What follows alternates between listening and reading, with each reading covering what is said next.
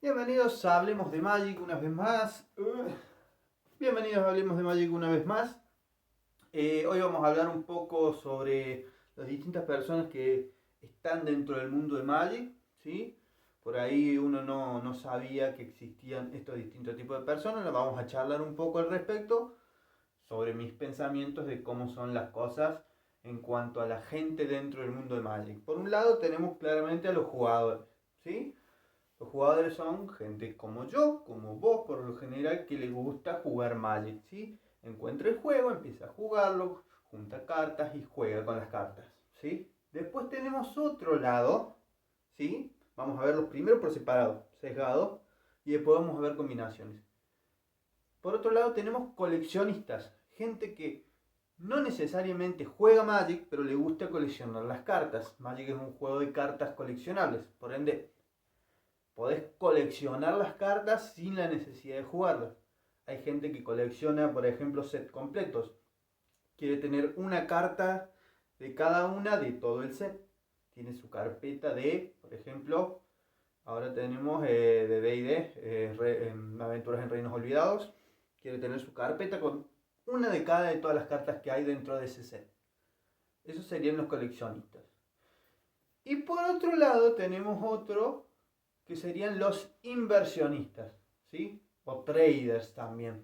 Son gente que busca ganar dinero en el tema de el pasamanos de cambio de cartas. Son gente que especula con los precios de las cartas muchas veces, o que invierte en productos sellados, ¿sí? Y después tenés combinaciones, ¿sí?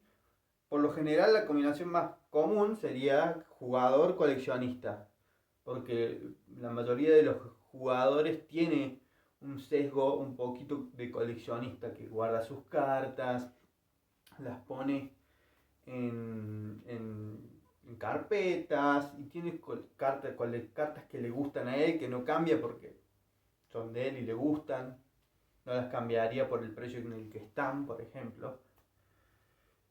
Y bueno, y después tenés otras combinaciones. Todos creo que también tenemos un poquito de inversionista también. O sea, creo que todas las personas dentro del mundo de Magic tienen un poquito de cada cosa, ¿sí? Más tirado hacia un lado que al otro.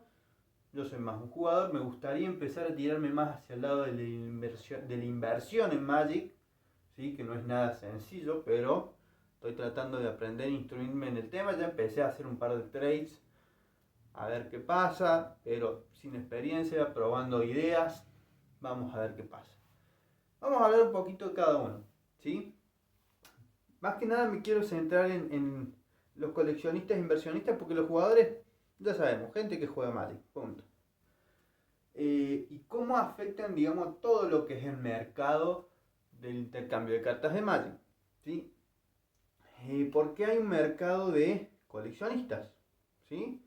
Porque Magic es un juego ya de los 90, creo que es en el 95, 96 que arrancó, no recuerdo bien, pero de los 90 arrancó con Alpha, su primera expansión, ¿sí? Entonces hay cartas extremadamente viejas que valen mucha plata, ¿sí? Así de sencillo. Si vos sos un coleccionista y querés una de cada de todos los sets hasta el momento, ¿sí? Mientras más atrás vas a la historia de Magic, más caras se vuelven las cartas. Incluso cartas inútiles, ¿sí? Vos tenés cartas que son comunes, pero son icónicas, ¿sí? Tenés Ave del Paraíso, que encima tiene un montón de reprints, pero un Ave del Paraíso del set de Alpha, ¿sí? Vale, no sé, más de $1000, no sé cuánto está ahora, dependiendo de la condición de la carta también. Y después tenemos por otro lado los inversionistas o traders. Para mí son dos tipos, inversionistas y traders. Los traders tratan de ganarle, adelantarse al mercado y ganarle a una carta, por ejemplo. Yo consigo, no sé, un Risty Study y creo que de acá a, por alguna razón que a mí me parece, creo que de acá a 1 o 2 meses o el tiempo que vos le pongas va a aumentar, ¿sí? Perdón, se me hizo tarde, estoy en otra. Bien, vamos a arrancar con este tema. todos afectan de manera distinta el mercado dentro de las cartas, ¿sí? Por lo general las cartas nuevas son más caras porque los jugadores las quieren, ¿sí? Y porque los coleccionistas las quieren. ¿Por qué? Porque están los coleccionistas queriendo agregar esas cartas a su colección y los jugadores queriendo agregar esas cartas a los mazos. Si hay un mazo que está buenísimo y tiene, no sé, varias míticas, las míticas son las cartas más difíciles de hallar, entonces las míticas van a aumentar mucho de valor porque son cartas que todo el mundo está buscando, pero son escasas, ¿sí? Tenés personas que juegan el juego y personas que coleccionan las cartas buscando esas cartas nuevas. Los inversionistas, por lo general, se centran más que nada en productos sellados. Se puede invertir, entre comillas, en cartas, pero ya tenés que saber mucho del tema, ¿sí? Yo le digo más trading que inversión a meterte a querer ganarle al mercado del valor de una carta en particular. Es como más difícil y tenés que entender bastante cómo funciona la mente de los jugadores y los coleccionistas y los inversionistas. Los inversionistas por lo general van a la segura, ¿qué hacen? Dicen, bueno, sale Modern Horizons, ¿sí?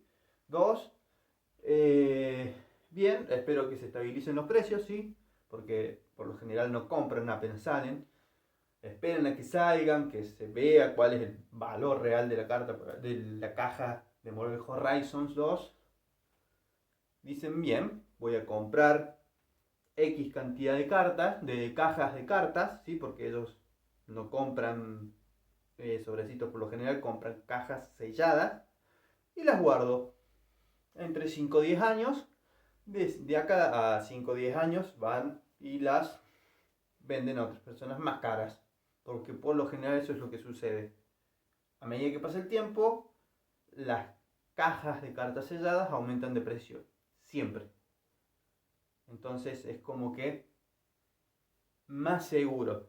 Va subiendo de a poco, pero va a subir seguro de acá a 5 o 10 años. Entonces esa gente que tiene esa paciencia para esperar y tiene la plata, digamos, también como para comprarse varias cajitas, entonces ahí es donde entran los inversionistas.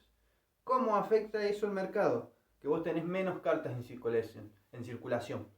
Si vos tenés muchos inversionistas que creen que la caja de Modern Horizons 2 va a aumentar bastante de acá a 5 años, por dar un ejemplo, ellos compran la caja y la guardan. Eso quita producto del mercado, ¿sí?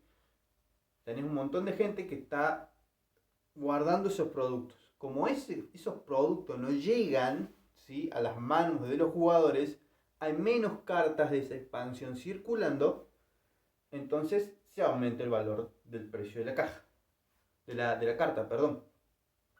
A medida que pasa el tiempo, las cartas que están dentro de las cajas empiezan a subir de valor, por ende las cajas también, por lo general, y si no suben, la gente se da cuenta que dentro de la caja hay cartas que son mucho más valiosas que lo que es la caja en sí, entonces abren la caja, venden las cartas bajan, las cajas suben, y así sucesivamente, ¿sí?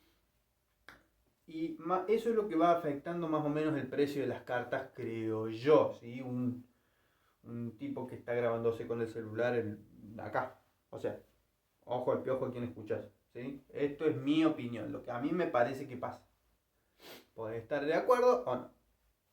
Y si no estás de acuerdo, contame, ¿cómo crees que sucede esto? Bien, la cuestión es que tenés un conflicto entre jugadores, inversionistas y coleccionistas. ¿Por qué? Porque vos tenés a los jugadores que quieren jugar más barato.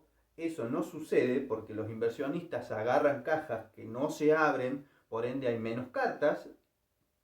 Entonces vos decís, inversionista, hijo de tu madre, el juego está hecho para jugarse, ¿sí? No me vengas a encarecer el juego para que vos puedas ganar más plata. Y bueno, pero así funciona. Cada uno lo hace como quiere, ¿sí?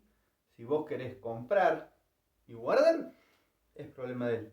Pero se están afectando constantemente los unos a los otros, ¿sí? ¿Cómo entran los coleccionistas acá? ¿Sí? Vos tenés cartas que son muy caras, pero muy inútiles a la hora de jugar. Solamente tienen valor coleccionable. ¿Sí? ¿Por qué? Porque fue la primera de la primera expansión. Es una carta inútil. El dragón Shivano, Shivan Dragon. ¿Sí? Tiene varios reprints. ¿Sí? Es una carta que realmente tiene flavor nomás. O sea, tiene un gustito. Ah, mira, el primer dragón de allá de Magic que era súper poderoso, pero ahora es una basura. Bueno, pero un dragón Shivano de alfa está muy caro. ¿Sí? Y es exactamente la misma carta, pero ¿qué pasa? Es la primera impresión que hubo de dragón Shivano. Y va a ir pasando lo mismo siempre con todas las expansiones. A medida que vaya pasando el tiempo, la primera impresión de una carta icónica va a empezar a subir estúpidamente. Por ejemplo, digamos que Snapcaster Mage, que es algo que no fue hace tanto tiempo, Innistrad. Innistrad sacó por primera vez el Snapcaster Mage. Fue una locura, una criatura espectacular, que a pesar de que hacía cosas súper bizarras, no estaba rota, ¿sí? Era una muy buena carta, usable en un montón de mazos. Para el que no sepa, Snapcaster Mage es uno azul y uno incoloro. Es una 2-1 con flash. Cuando entra le da flashback, ¿sí? A un instantáneo o conjuro de tu cementerio. ¿Sí? Lo podés volver a usar. Y el coste de flashback es igual al coste de mana de esa carta. Por ejemplo, uso Snapcaster Mage y le doy flashback a mi Lightning Bolt. Pago uno rojo y juego mi Lightning Bolt del cementerio. ¿Sí? Para hacer una acotación rápida. Entonces, ¿qué pasó? ¿Qué va a pasar, creo yo? ¿Sí? Como el Snapcaster Mage de Innistrad, del Innistrad original, fue el primero. A medida que pase el tiempo, por más reprint que hagan, por más arte bonito que le hagan, el primer Snapcaster Mage, eventualmente, según mi lógica y según lo que ha venido pasando últimamente en el mundo de Wizards, eventualmente va a superar en precio por haber sido el primero, el original. ¿Sí? Pero no hay ninguna seguridad de eso y no se sabe tampoco cuándo va a pasar. Entonces, a mí me parece que el mercado de Magic está en medio en conflicto en ese sentido, ¿sí? Entre jugadores, coleccionistas e inversionistas. ¿Cómo crees vos que esta dinámica se da a diario dentro del mundo de Magic? Nos vemos.